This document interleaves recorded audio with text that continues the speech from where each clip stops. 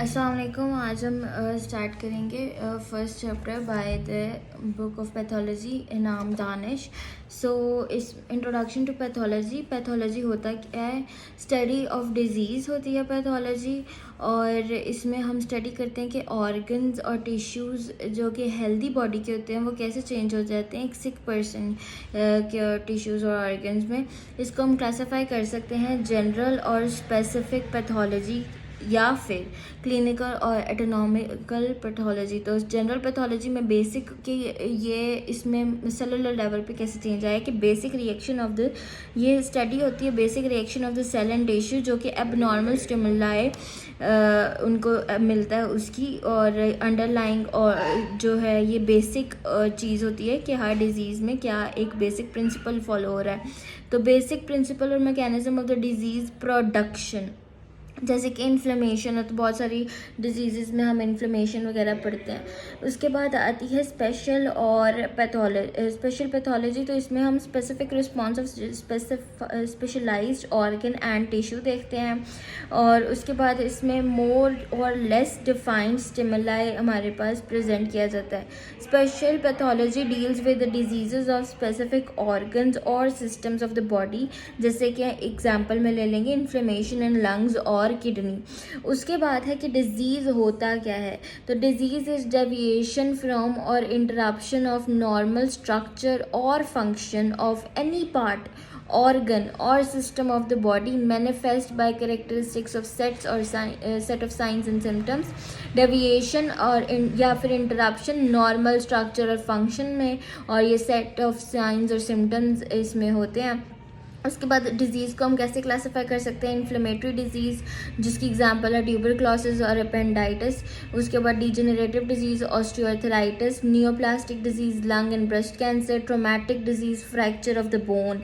उसके बाद है कोर पैथोलॉजी की क्या है? तो हम कोई भी डिजीज़ की पैथोलॉजी पढ़ें तो ये चार चीज़ें हमने मेजर याद रखनी है कि हमने उसको किस तरह डिफाइन करना है। Etiology, course of disease, pathogenesis, mechanism of its development, morphological changes, structural alternation जो होती है, और clinical significance, functional consequences of morphological changes. Etiology के दो ग्रुप्स होते हैं, जेनेटिक और एक्वायर्ड।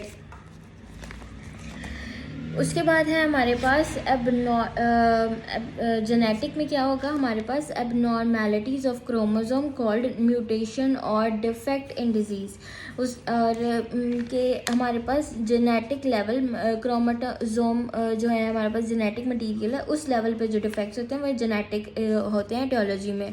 और एक्वायर्ड में हमारे पास डिफरेंट में आ सकते हैं, फिजिकल एजेंट्स आ जाते हैं, chemical poisons, nutritional deficiency, infection, abnormal immunological reaction और फिजियोलॉजिकल फैक्टर्स। पैथोजेनेसिस क्या होता है?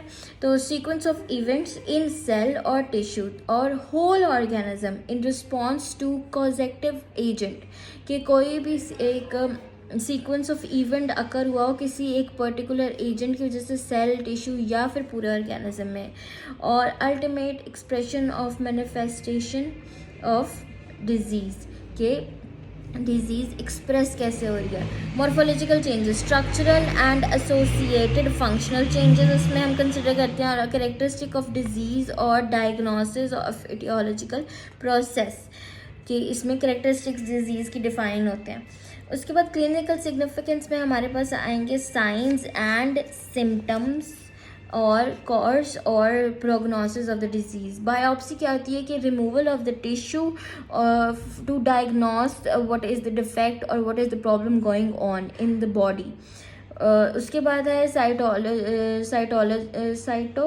साइटोलॉजी, तो स्टडी ऑफ इंडिविजुअल सेल्स जो है उसको हम साइटोलॉजी कहते हैं, सॉरी फॉर दिस।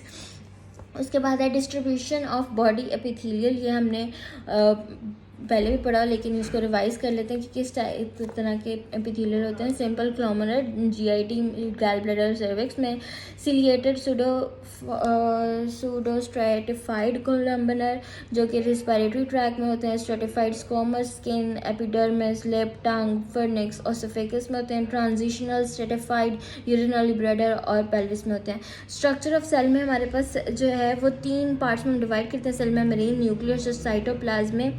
और जो हमारा साइटोप्लाज्म उसमें डिफरेंट ऑर्गेनलीज होती हैं, जैसे कि माइटोकॉन्ड्रिया पावर हाउस सेल का एटीपी प्रोडक्शन करता है, राइबोसोम ये सिंथेसाइज करता है प्रोटीन, लाइसोसोम इसमें इंटरसेलुलर डाइजेस्टिव सिस्टम एंजाइम्स होते हैं जो कि ब्रेक डाउन करते हैं, रिमूवल करते हैं अनवांटेड सब्सटेंसेस का, जैसे कि बैक्टीरिया, और ER डिटॉक्सिफाई करता है सब्सटेंसेस को जो कि डैमेज कर रहे होते हैं सेल को, सेल में मेरेन एक तो फ्लूइड आयनिक बैलेंस मेंटेन करता है, शेप मेंटेन करता है, बहुत सारे फंक्शन है, पाथवे कंट्रोल करता है ट्रांसपोर्ट का।